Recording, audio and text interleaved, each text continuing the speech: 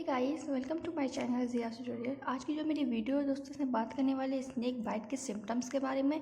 जैसे कि आप जानते हो, स्नेक बहुत किस्म के स्नेक्स होते हैं। सबका जो जहर होता है, मतलब कि पॉइजन, उसका जो विरुलेंस रहता है, जहरीलापन, वो भी अलग अलग होता है। कोई बहुत ज़्यादा जहरीला सांप होता है, कुछ कम जहरीले होते हैं, कम खतरनाक होते हैं।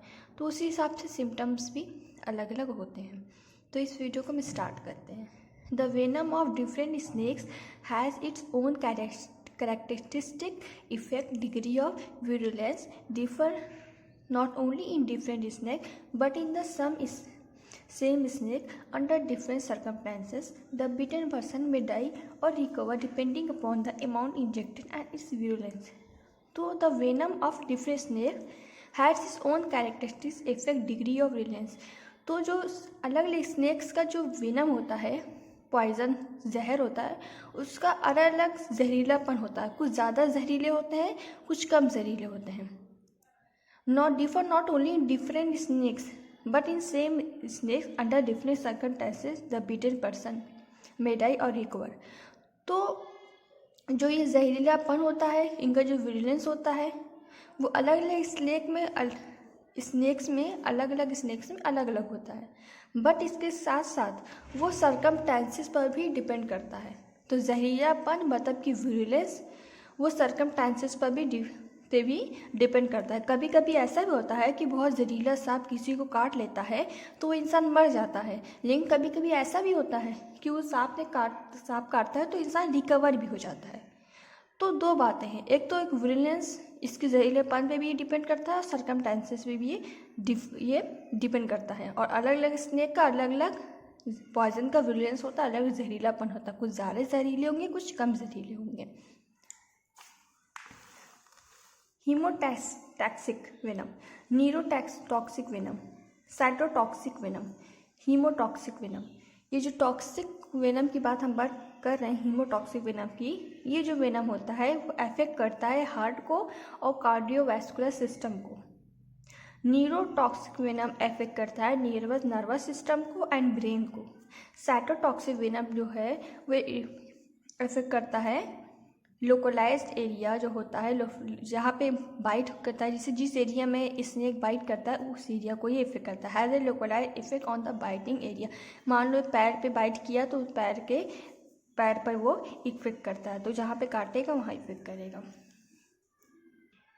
तो सबसे पहले बात करेंगे कोबरा बाइट के बारे में। Poison of cobra is most virulence, it is neurotoxin. जो कोबरा का पॉइजन होता है बहुत जहरीला होता है और न्यूरोटॉक्सिन होता है, मतलब कि ये ब्रेन और नर्वस सिस्टम का इफेक्ट करता है, attacking nervous centre and causing paralysis of muscles. ये नर्वस सिस्टम को ये अटैक करता है और जिससे पैरालिसिस हो जाती है। सिम्टम्स इंक्लूड पियर्चिंग पेन, मतलब कि जो वो पियर्च करता है, अपने फैंग को धंसाता है तो वहाँ पे पियर्चिंग पेन होता है, उसमें दर्द होती है। एंड बर्निंग सेंसेशन और जलन होती है। Ending in numbness of bitten part, जो बीटन पार्ट होता है जिस एरिया में वो काटता है वहाँ पे क्या होता है, सुन पड़ जाता है। नम्बनेस मतलब सुन पड़ जाना। विच टर्न ब्लूइश और ब्लैकिश, जहाँ पे एरिया में वो काटेगा वो एरिया कैसा होगा, ब्लूइश और ब्लैकिश कलर का हो जाएगा। Person suffers from giddiness, person जिसको बाइट किया है उसको चक्कर आएगा, वीकनेस होगी, कमज़ोरी आएगी, हाई पल्स रेट हो जाएगी, पल्स रेट बढ़ जाएगी, स्पीचलेस हो जाता है, वो स्पीचलेसनेस हो जाएगी, मतलब बात नहीं कर पाएगा, बोल नहीं पाएगा। इसके साथ ड्रूपिंग ऑफ सलाइवा का ड्रूपिंग होगी, सलाइवा गिरेगा, वॉमिटिंग होगी, उल्टी etcetera. Death result within a few hours due to failure of respiration और हार्ट एक्टिविटी। डेथ कैसे होती है, डेथ हो जाती है कुछ घंटों में रिस्पायरेशन और हार्ट एक्टिविटी के फेलियर की वजह से, फेल होने की वजह से। इसके बाद हम बात करेंगे करैट बाइट की। Krait are most commonly and dangerously poisonous snakes. जो करैट है बहुत, इसका भी पॉइजन क्या होता है, उसका विरुलेंस बहुत ज़्यादा होता है, बहुत डेंजर होता ही है। Because their bite injects a very large quantity of poison. जो करैट है मोस्ट कॉमनली या डेंजरली पॉइजनस स्नेक्स होता है, क्योंकि जब बाइट करते हैं, ये इंजेक्ट करते हैं अपने फैंग को, तो ज़्यादा अमाउंट वो अपने पॉइजन का उस पर्सन की बॉडी में डाल देते हैं। 3 times मोर देन कोबरा, जितना कोबरा डालता है उस पर्सन की बॉडी में जहर अपना उसके 3 गुना ज़्यादा पॉइजन उस पर्सन की बॉडी में इंजेक्ट करते हैं, इसलिए ज़्यादा डेंजर होता है। Symptoms are very similar to those of cobra bite. Cobra bite जैसे कि करता है, जो सिम्टम्स होते हैं वो लगभग वैसे सिम्टम्स होते हैं, except that the victim complains of unbelievable abdominal pain. But krait में एक चीज़ होती है कि विक्टिम्स को एब्डोमेन में बहुत पेन होती है जो कि अनबिलीवेबल होती है, मतलब सहन करने लायक नहीं होती है। तो ऐसा कोबरा में नहीं होता। ड्यू टू इंटरनल हैमरेज होती है। डिस्ट्रक्शन ऑफ आरबीसी, हीमोलाइसिस को बोलते हैं, and paralysis of trunk and limbs occur followed by death with in 6 to 24 hours. तो इंटरनल हैमरेज होगी, इंटरनल ब्लीडिंग होगी, आरबीसी का डिस्ट्रक्शन हो जाएगा, इसको हीमोलाइसिस बोलते हैं, और पैरालिसिस हो जाती है ट्रंक की और लिम्स की, और फिर 6 to 24 आवर्स में डेथ हो जाती है। इसके बाद बात करेंगे वाइपर बाइट की। Venom of viper is mainly और हीमोटॉक्सिन। वेमन जो होता है वाइपर का कैसा होता है, हीमोटॉक्सिन होता है। इफेक्ट करता है affecting the circulatory nervous system, circulatory और नर्वस सिस्टम को इफेक्ट करता है more severely. Symptoms include local swelling and discolouration of bitten part. जो बीटन पार्ट होता है वहाँ पर डिस्कलरेशन हो जाता है, मतलब उसका कलर बदल जाता है जहाँ पे बीटन पार्ट होता है। विथ एक्यूट बर्निंग पेन, और वहाँ पे बर्निंग पेन होती है, मतलब कि जलन वाली दर्द होती है, जलन होती है।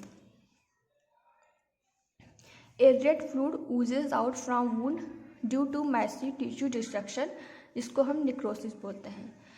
तो जिस जगह पे वो वाइट करता है वहाँ से रेड कलर का फ्लूइड निकलता है बाहर उस वुंड से, उस जख्म से, to massive tissue destruction.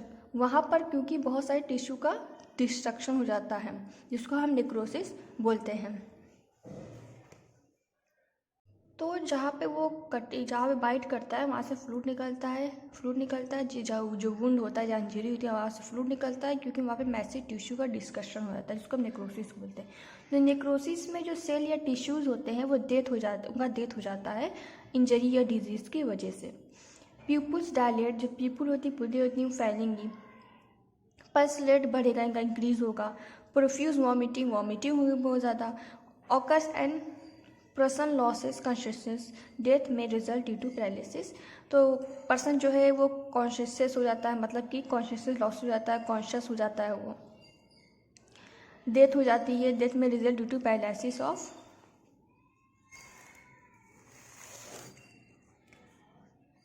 Vasomotor centre and exhaustion from profuse bleeding. तो जो पर्सन होता है पहले तो वो अपने खुद के ऊपर जो कंट्रोल होता है उसको खो देता है, तो अपने कॉन्शियसनेस को लॉस कर देता है, मतलब खुद के ऊपर उसका जो कंट्रोल होता है उसको खो देता है, ठीक है। उसके बाद पैरालिसिस हो जाती है वैसोमोटर सेंटर की, जिससे उसकी डेथ हो जाती है। And exhaustion from profuse bleeding, और बहुत ज़्यादा ब्लीडिंग होने जैसे इंसान जो होता है एग्जॉस्ट हो जाता है। तो वैसोमोटर सेंटर जो है वो मेडुला ऑब्लिंगेटा का एक पोर्शन होता है, ठीक है। तो ये मेरी वीडियो थी सिम्टम्स पर। आई होप आपको वीडियो पसंद आई होगी। अगर पसंद आए तो चैनल को सब्सक्राइब एंड वीडियो को लाइक शेयर एंड कमेंट करना ना भूलें। Thanks for watching my video.